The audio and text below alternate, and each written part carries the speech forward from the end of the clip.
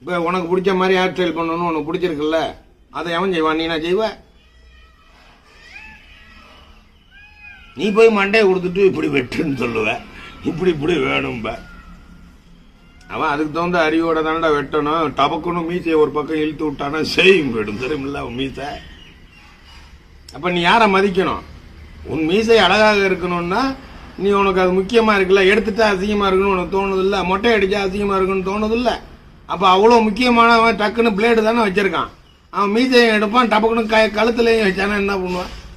பயம் இல்லாம இருக்குல்ல அவன்கிட்ட. அப்ப அவன் பெரியவன் தானே.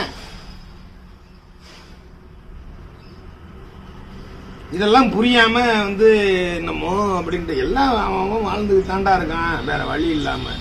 சும்மா உனக்கு அழகுபடுத்துறவன மதிக்கணும், புரியுத? அசிங்கப்படுத்த கூடாது, மரியாதை கொடுக்கணும். உனக்காக